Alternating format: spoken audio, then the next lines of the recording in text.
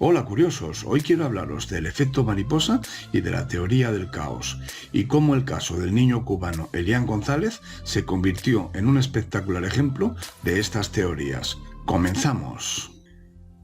Cristóbal Colón tenía un sueño: encontrar una nueva ruta a las Indias navegando hacia el oeste. En 1492 consiguió el apoyo de los reyes de España, Isabel y Fernando, y se embarcó en su primer viaje con las tres naves, la Santa María, la Pinta y la Niña. Sin embargo, su sueño se convirtió en una pesadilla cuando una tormenta azotó su flota y su nave principal, la Santa María, se hundió en el océano. Colón murió ahogado junto con la mayoría de su tripulación. Los supervivientes regresaron a España con las otras dos naves, sin haber visto tierra. Sin Colón, los franceses fueron los primeros en descubrir el nuevo continente en 1524, y lo colonizaron rápidamente. Los españoles y los ingleses llegaron más tarde, pero no pudieron competir con el poderío francés. Los franceses contaban con el apoyo de su rey Francisco I, que era el gran mecenas de las artes y las ciencias, y de Leonardo da Vinci, que había diseñado y construido máquinas voladoras, submarinos, cañones y otros ingenios que les dieron una superioridad militar y tecnológica. Los nativos americanos fueron sometidos y asimilados por la cultura francesa. El mundo se convirtió en un imperio francófono, donde el francés era la lengua universal. De haber ocurrido así, una simple tormenta pudo haber cambiado el curso de la historia y de la humanidad. Un antiguo proverbio chino dice: el aleteo de las alas de una mariposa se puede sentir al otro lado del mundo. El famoso escritor Ray Bradbury leyó este proverbio en un libro de ciencia popular llamado 1, 2, 3, Infinity, escrito por George Gamow en 1947. En este libro, Gamow usa el proverbio para ilustrar el concepto de la teoría del caos y la sensibilidad a las condiciones iniciales. Bradbury quedó fascinado por esta idea y la usó como base en su cuento El ruido del trueno, publicado en 1952. En el cuento, un cazador llamado Eccles viaja al pasado para cazar un tiranosaurio, pero accidentalmente pisa una mariposa y este suceso cambia el curso de la historia. Al volver al presente, se da cuenta de que tanto el idioma, la cultura y el resultado de las elecciones presidenciales son diferentes. Su viaje al pasado ha provocado una realidad alternativa en el presente.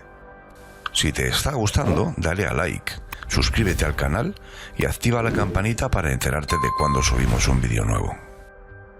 El efecto mariposa está relacionado con la teoría del caos, que estudia el comportamiento de los sistemas que son muy sensibles a las perturbaciones y que no se pueden predecir con exactitud.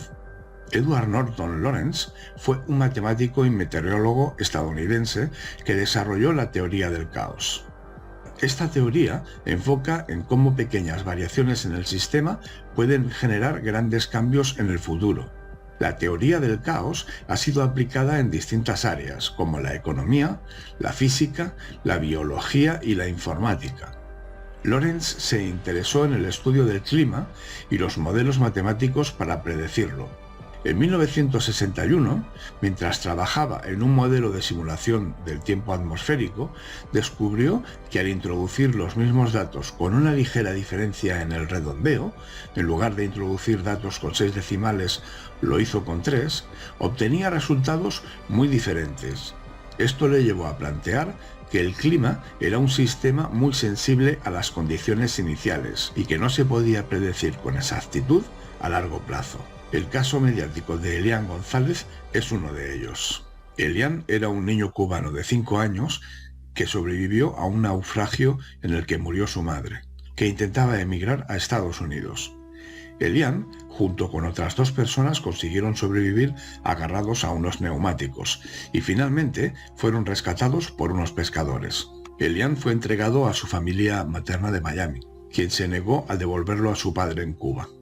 El gobierno cubano, encabezado por Fidel Castro, inició una campaña internacional para reclamar la custodia del niño, mientras que el gobierno estadounidense, presidido por Bill Clinton, intentó resolver el caso por vía judicial.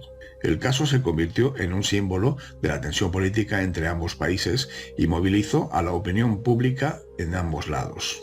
El 22 de abril del año 2000, tras varios meses de negociaciones infructuosas, agentes federales estadounidenses irrumpieron en la casa de los familiares de Elian en Miami y se lo llevaron por la fuerza para entregárselo a su padre, que había viajado a Estados Unidos para reunirse con él. La operación fue transmitida en directo por los medios de comunicación y causó indignación entre los exiliados cubanos en Miami, que consideraban a Elian un símbolo de la libertad y de la democracia.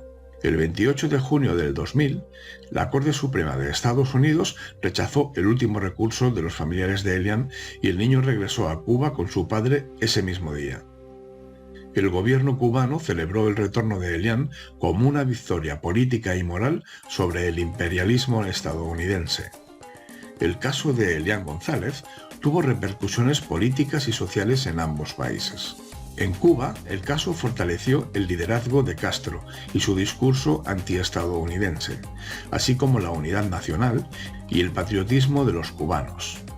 En Estados Unidos, el caso influyó en las elecciones presidenciales del año 2000, en las que George Bush derrotó a Al Gore por un estrecho margen de votos. Muchos analistas consideran que el voto de los cubanoamericanos en Florida fue decisivo para el triunfo de Bush, ya que se inclinaron por el candidato republicano por su postura más dura contra el régimen de Castro y por su rechazo a la forma en la que el gobierno de Clinton manejó el caso de Elian. Bush ganó Florida por solo 537 votos, lo que le dio la mayoría de los votos electorales y la presidencia de Estados Unidos. La presidencia de Bush tuvo importantes consecuencias para la seguridad internacional y la economía mundial. Bush adoptó una doctrina de guerra preventiva y unilateral, que le llevó a invadir Afganistán en 2001 y a Irak en 2003, bajo el pretexto de combatir el terrorismo y las armas de destrucción masiva. Estas guerras provocaron miles de muertos, heridos y desplazados, así como el surgimiento de grupos extremistas como Al-Qaeda y el Estado Islámico. Bush también se retiró de varios acuerdos internacionales sobre el medio ambiente, derechos humanos y el control de armas, lo que deterioró la imagen y la credibilidad de los Estados Unidos ante el mundo. Bush además afrontó una grave crisis económica en 2008, originada por el colapso en el mercado inmobiliario y financiero, que afectó a la economía global y provocó recesión, desempleo y pobreza.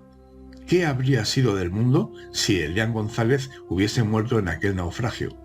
Sin él, Al Gore habría llegado a la presidencia de los Estados Unidos. Bush hijo probablemente nunca hubiese sido presidente, y todos esos acontecimientos no habrían existido. Nunca sabremos cómo habría sido la historia alternativa si Elian González hubiera perecido en aquel naufragio. Deja tus comentarios sobre lo que piensas de este episodio y tus propuestas para que podamos desarrollar otros episodios con temas que sean de tu interés. Suscríbete a La Mirada Indiscreta y visita mi página web www.gabinoserrano.com. Allí encontrarás información sobre mis novelas. Nos vemos y oímos en el próximo episodio.